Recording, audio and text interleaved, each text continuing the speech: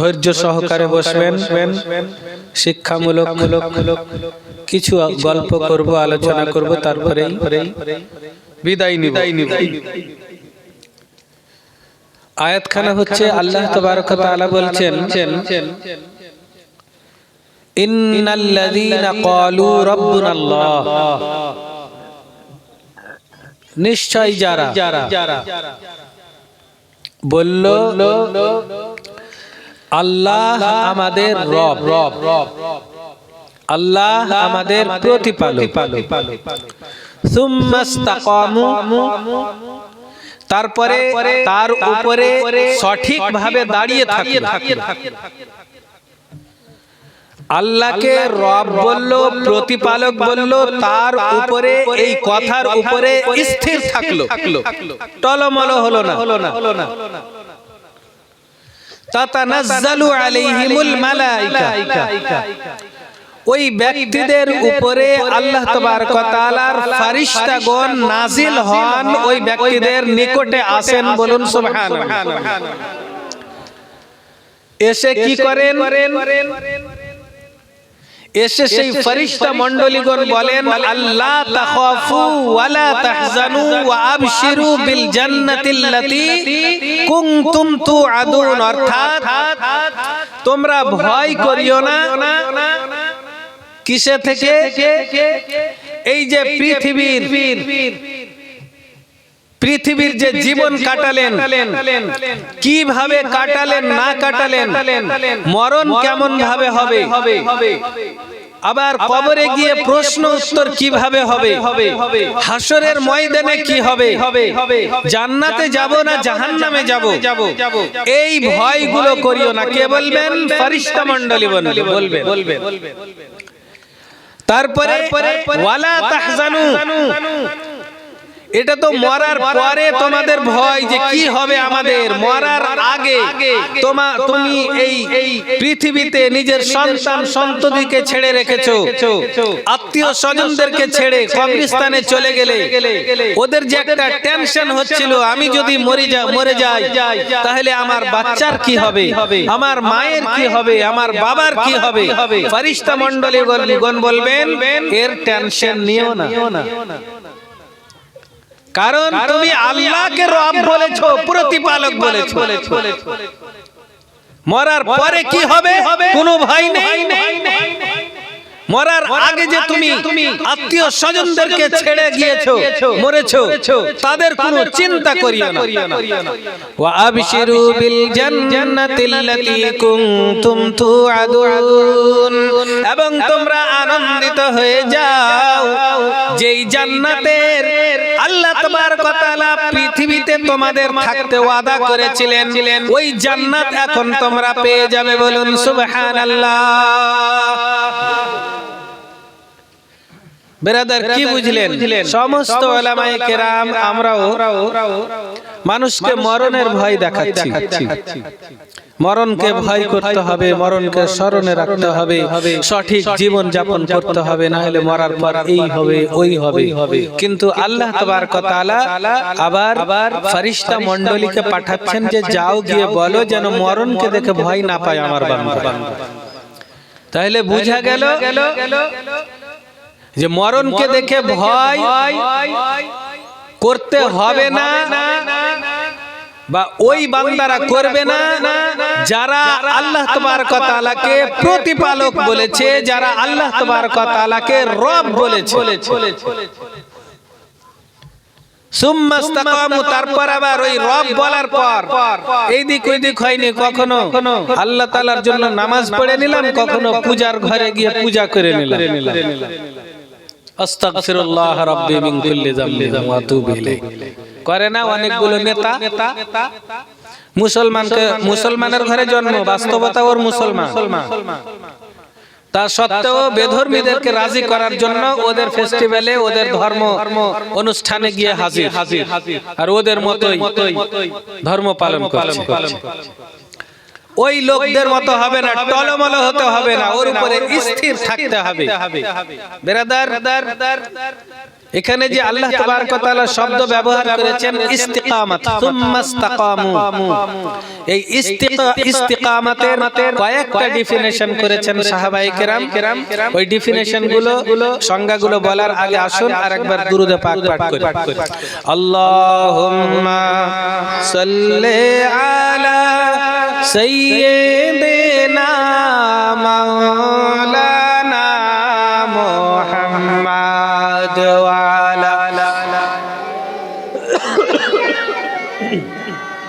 ওয়া আলা আলি সাইয়্যিদিনা মাওলানা মুহাম্মাদ সাল্লাল্লাহু তাআলা আলাইহি ওয়াসাল্লাম। মরণের ব্যাপারে কবি কি বলছেন? এই পৃথিবী যেমনি আছে তেমনি পড়ে রবে,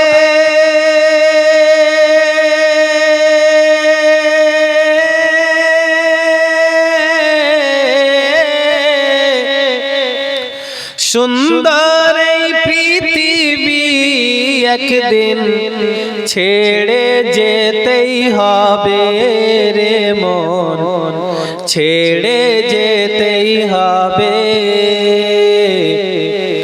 এই পৃথিবী যেমনি আছে তেমনি পড়েই রবে,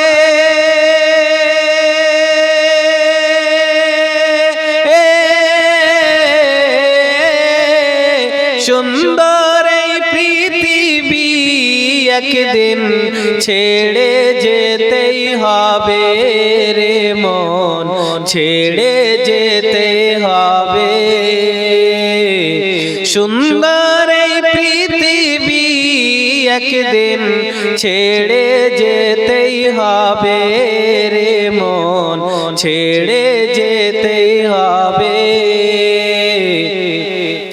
দালান কোঠা পাকা বাড়ি থাকবে না তোর সুন্দর নারী, দালান কোঠা পাকা বাড়ি থাকবে না তোর সুন্দর নারী, সেই দিন দিন চলবে না তোর বাহাদুরি, সেই দিন দিন চলবে না তোর বাহাদুরি, যেই দিন ইজরাইল আসিবে, ও যেই দিন ইজরাইল আসিবে, সুন্দর এই পৃথিবী একদিন ছেড়ে যেতেই হবে রে মন, ছেড়ে যেতেই হবে। এই পৃথিবী যেমনি আছে তেমনি পড়েই রবে,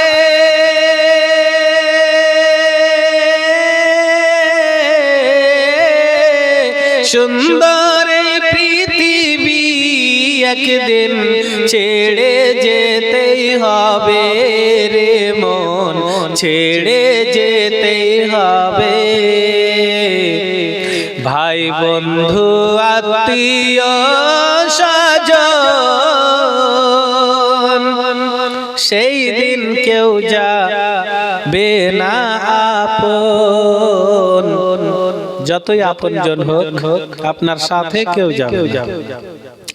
ভাই বন্ধু আত্মীয় স্বজন সেই দিন কেউ হবে না আপন, ভাই বন্ধু আত্মীয় স্বজন সেই দিন কেউ রবে না আপন, সেই দিন দিন খালি হাতে যাবি রে মন, তুই খালি হাতে যাবি রে মন, ও তোর সঙ্গে কেউ না যাবে, ও তোর সঙ্গে কেউ না যাবে, সুন্দর এই পৃথিবী একদিন ছেড়ে যেতেই হবে রে মন, ছেড়ে যেতেই হবে। এই পৃথিবী যেমনি আছে তেমনি পড়েই রবে।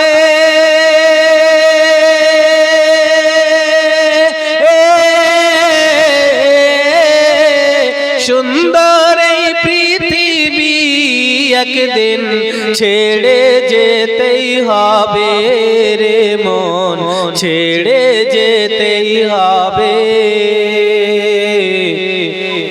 দালান কোঠা পাকা বাড়ি থাকবে না তোর সুন্দর নারী। দালান কোঠা পাকা বাড়ি থাকবে না তোর সুন্দর নারী।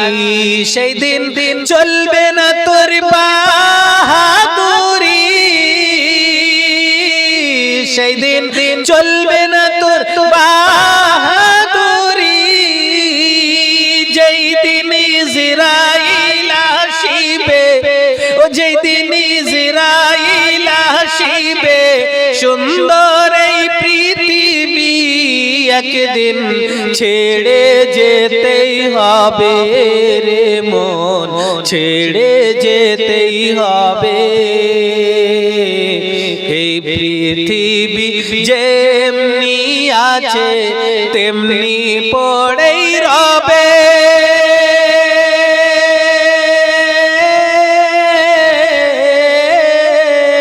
সুন্দর এই পৃথিবী একদিন ছেড়ে যেতেই হবে রে মন, ছেড়ে যেতেই হবে। আল্লাহুম্মা সাল্লি আলা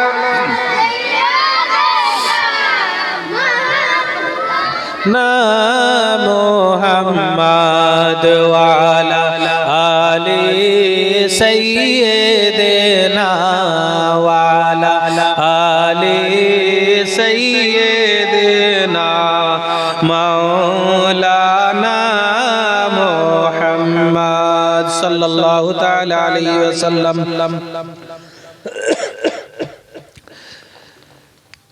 ইস্তিকামত কাকে বলে? সুইলা আন আবি হুরাইরাতা সুইলা আন আবি বকর সিদ্দিক রাদিয়াল্লাহু তাআলা আনিল ইস্তিকামা। হযরতে আবু বকর সিদ্দিক রাদিয়াল্লাহু তাআলা আনহুকে জিজ্ঞেস করা হলো, হুজুর ইস্তিকামত কাকে বলে? তিনি বললেন, আল্লাহ তুশরিকা বিল্লাহি শাইআন, আল্লাহ তাআলার কেউ যেন অংশীদার না বানায়, আল্লাহ তাআলার সাথে যেন শরীকদার না বানায়। হযরতে ওমর ইবনুল খাত্তাব রাদিয়াল্লাহু তাআলা আনহু ফাকাল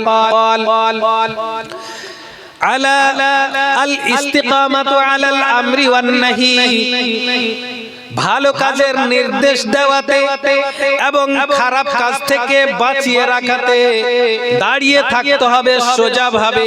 কেউ যদি খারাপ কাজ করে তাকে রুখে দাঁড়াতে হবে, আর মানুষকে হেদায়েত করতে হবে যে তোমরা যেন ভালো কাজ করো। নিজেকে ভালো কাজ করতে হবে, আল্লাহ তাআলাকে রব মানতে হবে, প্রতিপালক মানতে হবে, এবং এই কথার নসিহত অপরজনকে করতে হবে। মানুষকে বলতে হবে তোমরাও আল্লাহকে প্রতিপালক মানো, আল্লাহকে মালিক মানো, খালিক মানো, এবং তোমরা অন্য কিছুরই আর পূজা অর্চনা করো না, বুত পারস্তি করিও না, কোন মূর্তির ইবাদত বান্দেগি করিও না, কোন মানুষের ইবাদত বান্দেগি করিও না। হযরতে উসমান গনি রাদিয়াল্লাহু তাআলা আনকে জিজ্ঞেস করা হলো, হুজুর ইস্তিকামত কাকে বলে? তিনি বলছেন, ইস্তিকামত মানে হচ্ছে আল ইখলাস, মানে যে কাজ তুমি করবে ওই কাজটা যেন আল্লাহর জন্য হয়, লোক দেখানো, মানুষ দেখানো যেন কাজ না হয়। ফাওয়াইলুল লিল মুসাল্লিন,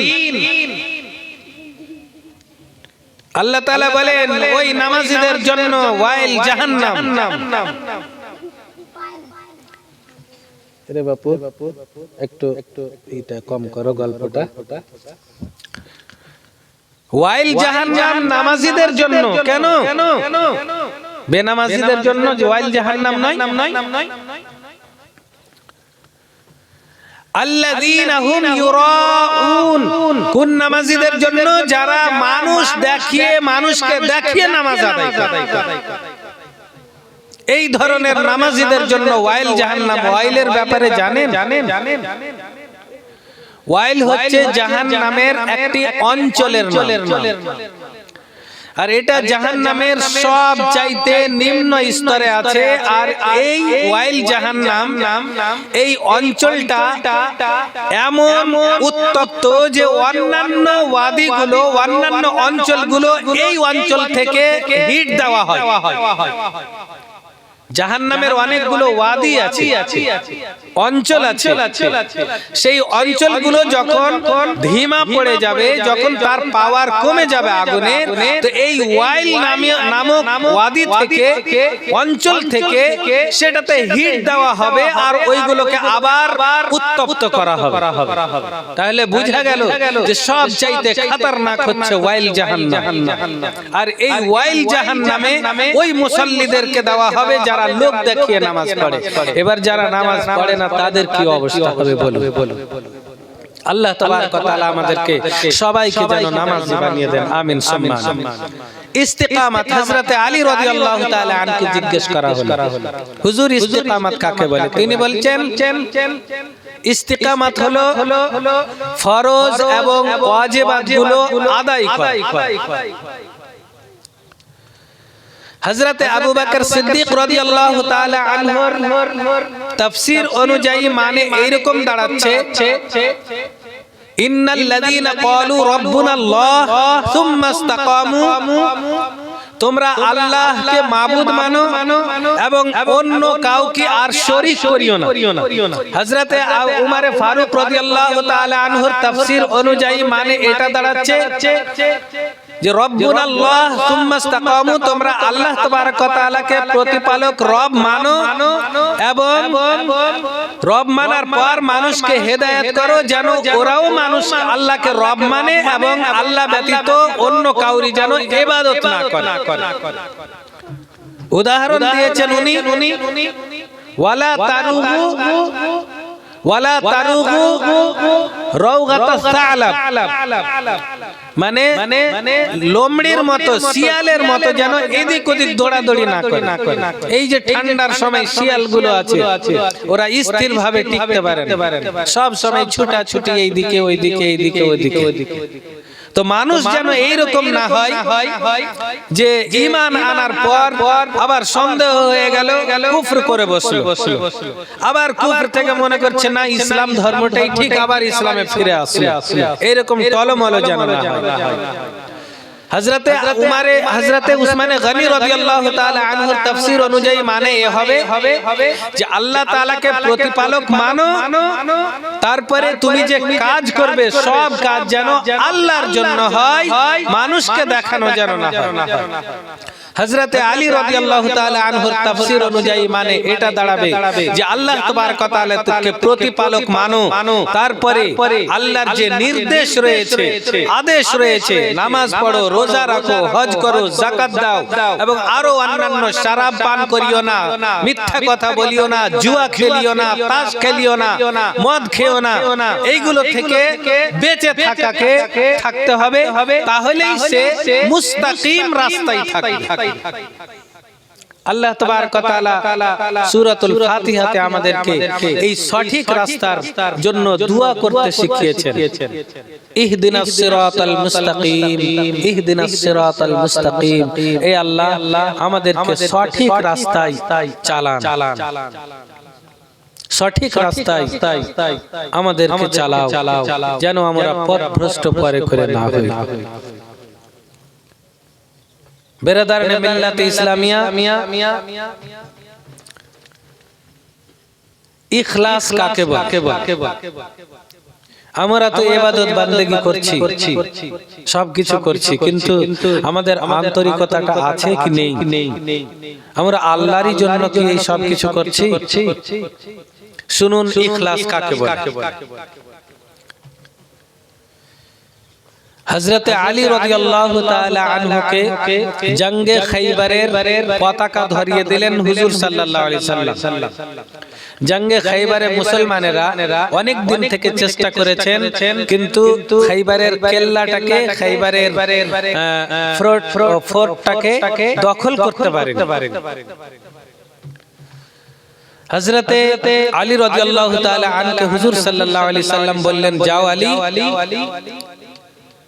ওই কেল্লাটাকে জয় করে এসো, ওই দুর্গটাকে জয় করে এসো। হযরত আলী রাদিয়াল্লাহু তাআলা আনহু চলে গেলেন যুদ্ধতে। এবার চতুর সাইডে সাহাবায়ে কেরাম দাঁড়িয়ে আছেন, ভিতরে কেউ প্রবেশ করতে পারছেন না। হযরতে আলী রাদিয়াল্লাহু তাআলা আনহুর কৌশলে বুদ্ধিতে সেই কেল্লার মধ্যে মুমিন মুসলমানগণ সাহাবাগণ প্রবেশ করলেন। এবার সেখানে যে খ্রিস্টান এবং ইহুদিরা ছিল কেল্লার মধ্যে, তাদের সাথে তুমুল লড়ালড়ি আরম্ভ হয়ে গেল। হযরতে আলী রাদিয়াল্লাহু তাআলা কাউরি সাথে লড়ছেন না, তিনি যেন কাউকে খুঁজাখুঁজি করতেছেন। এই লড়াইয়ের ময়দানে এইদিকে ওইদিকে ছোটাছুটি করছেন। এবং ওদের মধ্যেও এক পাহুলমান ছিল, সেই পাহুলমানও হযরতে আলী রাদিয়াল্লাহু তাআলা আনকে খুঁজাখুঁজি করছে। মানে পাহুলমানে লড়ালড়ি করবে। ওই ইহুদি পাহুলমান হযরত আলীকে খুঁজছে যে খুবই নাকি বিশাল বড় পাহুলমান, আজকে ওরই সাথে লড়াই করবে। হযরত আলীও ছোটখাটো এদেরকে যোদ্ধাদের সাথে লড়েন না, ও ওই পাহুলমানকে খুঁজছেন যে ওই পাহুলমান কোথায় আছে, খুব বড় পাহুলমান হয়ে গেছে। ইতিমধ্যে দুইজনেরই দেখা হলো। সেই ইহুদি পাহুলমান বলছে, আলী তোমাকে আমি খুঁজছিলাম, পেয়ে গিয়েছি। আজকে তোমার আর আমারই লড়াই হবে, আর কাউরির সাথে লড়বো না আমরা। এতেই হার এবং জিত ফাইনাল হবে। হযরত আলীও বললেন যে আমি অনেকক্ষণ থেকে তোকে খুঁজছি, আজকে তোরই সাথে মোকাবেলা হবে, তুই নাকি বিরাট বড় পাহুলমান। লড়াই আরম্ভ হয়ে গেল। হযরতে আলী রাদিয়াল্লাহু তাআলা আনহু পলকের মধ্যেই তাকে পাঁচ কাট্টা মেরে ফেলে দিল এবং বুকের উপরে চেপে গেল। চাপার পর এবার খঞ্জর বের করেছেন যে সেই ইহুদি পাহুলমানের বুকের মধ্যে ঢুকিয়ে দিবেন। ইতিমধ্যে সেই ইহুদি পাহুলমান সঙ্গে সঙ্গে হযরতে আলী রাদিয়াল্লাহু তাআলা আনহুর বুকে থুথু চালিয়ে দিল। হযরতে আলী রাদিয়াল্লাহু তাআলা আনহুর অতিরিক্ত রাগ উঠে গেল। সেই ব্যক্তিকে সঙ্গে সঙ্গে ছেড়ে দিয়ে অন্যদিকে মুখ করে দাঁড়িয়ে গেলেন। আর এইভাবে দাঁড়ালেন, মনে হচ্ছে তিনি আর যুদ্ধের ময়দানে নন, মনে হচ্ছে মাঠে ঘুরতে গিয়েছেন। এমন ভাবে দাঁড়িয়েছেন যে যুদ্ধের ময়দানে নেই তিনি। কোনো ভয় নেই, ডর নেই যে ওই ব্যক্তি যে আমার শরীরে, ও যে আমার শত্রু, ও যে পিছন দিক থেকে আমাকে এসে হত্যা করে দিবে, এইরকম কোনো টেনশন ছিল না। এবার শত্রুপক্ষ কি করবে? চট করে দাঁড়িয়ে গিয়ে হযরত পিছন দিক থেকে হযরত আলী রাদিয়াল্লাহু তাআলা আনহুর গলা চেপে ধরে নিল। আলী, এবার কি হবে তোমার? তো বলছে কি হবে? আল্লাহ যেটা চাইবেন সেটাই হবে। বলছে এখন তোমার আল্লাহও বাঁচাতে পারবে না। বলছে আল্লাহ হচ্ছেন সর্বশক্তিমান, কাউরি দাদাগিরি আল্লাহর কাছে খাটবে না। আল্লাহ যদি বাঁচাতে চান, তোর ক্ষমতাই নেই, এই আলীর কিছু করে দিস। এইভাবে তর্ক বিতর্ক হতে হতে ওই পাহুলমান জিজ্ঞেস করলো যে আচ্ছা, একটা জিনিস আমি বুঝতে পারলাম না, তুই তো আমাকে ফেলে দিয়েছিলি মাটিতে, তুমি তো আমাকে ফেলে দিয়েছিলে মাটিতে খঞ্জর চালাতে, ইতিমধ্যে আমি থুতু চালিয়ে দিলাম তোমার বুকে, তো তুমি আবার রাগে আমাকে বেশি খঞ্জর গবানো দরকার ছিল, বেশি মানে জর্জরিত করে হত্যা, বেশি তলোয়ার চালিয়ে আমাকে মারা উচিত ছিল, কিন্তু কেন ছেড়ে দিলে তুমি? ছেড়ে দিয়ে আর এইভাবে দাঁড়িয়েছো যেন তুমি যুদ্ধের ময়দানেই নেই। হযরতে আলী রাদিয়াল্লাহু তাআলা আনহু বলছেন যে তবে শুনে নাও, আমরা হচ্ছে মুসলমান, আমরা হচ্ছি আল্লাহ তাবারক ওয়া তাআলার বান্দা। আল্লাহ তাআলাকে আমরা প্রতিপালক মানি, আল্লাহ তাআলাকে আমরা রব মানি। আর যে কোনো কাজ করি ইখলাসের সহিত আমরা কাজ করি, আল্লাহর ওয়াস্তে কাজ করি। যতক্ষণ আমি লড়ছিলাম আল্লাহর ওয়াস্তে, ততক্ষণ পর্যন্ত তোকে আমি হত্যা করতে চেয়েছিলাম, হত্যা করার চেষ্টা করেছিলাম। আর যখন তুই আমার সিনেতে থুতু চালিয়ে দিলি, আমার সঙ্গে সঙ্গে রাগ উঠে গেল। আর এই রাগটা হচ্ছে আমার, আর ওই আমার রাগের রেগে যদি তোকে হত্যা করে দিতাম, তাহলে আল্লাহর জন্য হত্যা হতো না, বরং আমার নিজের জন্য হত্যা হতো। আর যখন আমার জন্য হত্যা করতাম, আমার কোনো লাভ হতো না। এই জন্য তোকে ছেড়ে আমি সরে গেলাম। যেখানে আল্লাহর মর্জি নেই, আল্লাহর জন্য কাজ নেই, সেই কাজ আমরা করি না। সুবহানাল্লাহ। একেই বলে ইখলাস, শুধুমাত্র আল্লাহর জন্য কাজ করা। এক সাহাবী রাসূল বিয়ে করবেন, কিন্তু তিনার কাছে টাকা পয়সা নেই। অনেকবার শুনেছেন এই ঘটনাটা, আবার রিপিট করছি। এক সাহাবী রাসূল তিনি বিয়ে করবেন, টাকা পয়সা নেই। হুজুর সাল্লাল্লাহু তাআলা আলাইহি ওয়াসাল্লাম জিজ্ঞেস করছেন,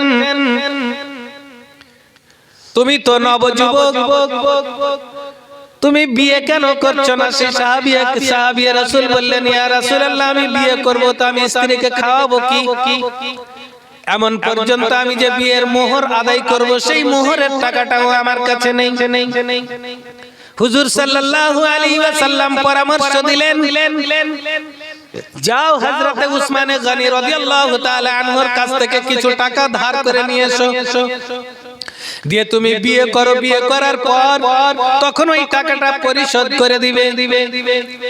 এই সাহাবী রাসূল হযরতে উসমানে গনি রাদিয়াল্লাহু তাআলা আনহুর দরবারে গিয়েছেন টাকা ধার করতে।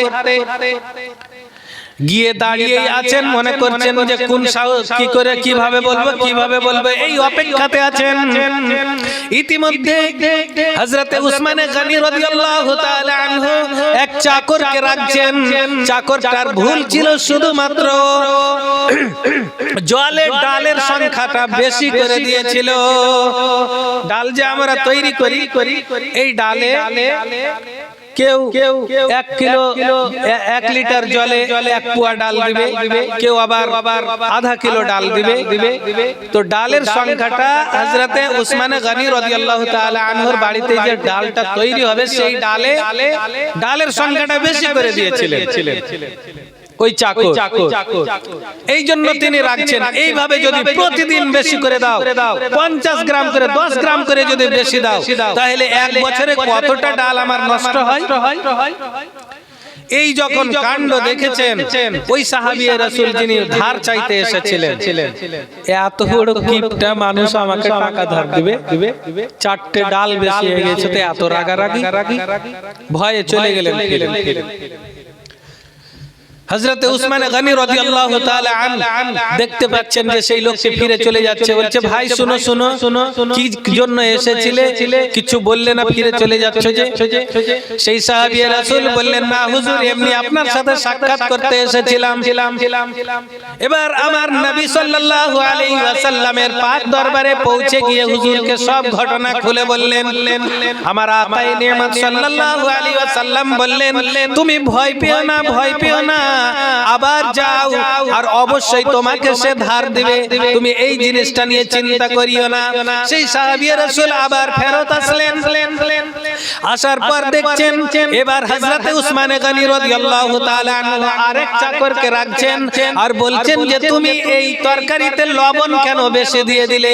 এইভাবে যদি 10 গ্রাম করে লবণ বেশি দাও, এক বছরে অনেকটা লবণ নষ্ট হয়ে যাবে। এই রাগারাগি দেখে আবার সেই লোকটি ফিরে যাচ্ছেন, ফিরে চলে গেলেন। তারপরে হুজুর সাল্লাল্লাহু আলাইহি ওয়াসাল্লামের দরবারে গিয়ে পুরো ঘটনা খুলে বললেন, ইয়া রাসূলুল্লাহ, আমি সাহস পাচ্ছি না কেমন করে তার কাছে আমি টাকা চাইবো। হুজুর সাল্লাল্লাহু আলাইহি ওয়াসাল্লাম বুঝিয়ে বললেন যে দেখো, উসমানে গনি এরকম নয় যেরকম তুমি ভাবছো। ও নষ্ট থেকে বাঁচাতে চাইছে, আর কিছু নেই। তুমি চেয়ে দেখো, খালি তুমি তো ভয়েই পালিয়ে আসছো। একবার চেয়ে দেখো দিচ্ছে কি দেয় না, দিলে তখন আমাকে এসে বলো।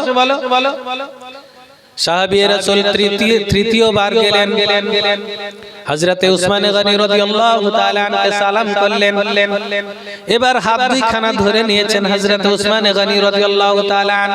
ওই সাহাবী রাসূলের বলতে লাগলেন, ভাই তুমি দুইবার করে ঘুরে ঘুরে যাচ্ছ আমার নিকট থেকে, কি দরকারে আসছো বলো না, আবার ফিরে চলে যাচ্ছ, এখন না বললে তোমাকে ছাড়বো না।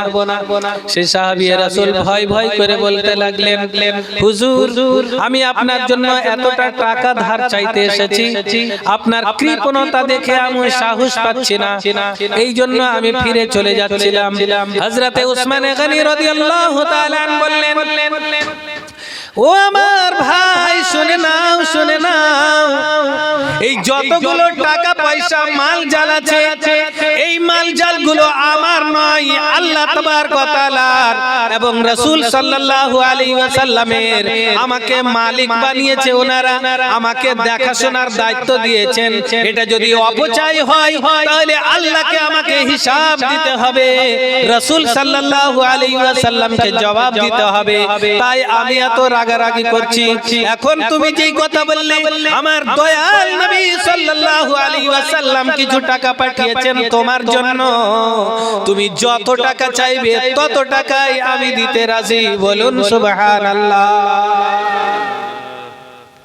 নিজের জন্য কৃপণতা করেন, খারাপ কাজে অপচয় যেন না হয়, নষ্ট যেন না হয়, ওতে থেকে কৃপণতা করেন, এটা আল্লাহর জন্য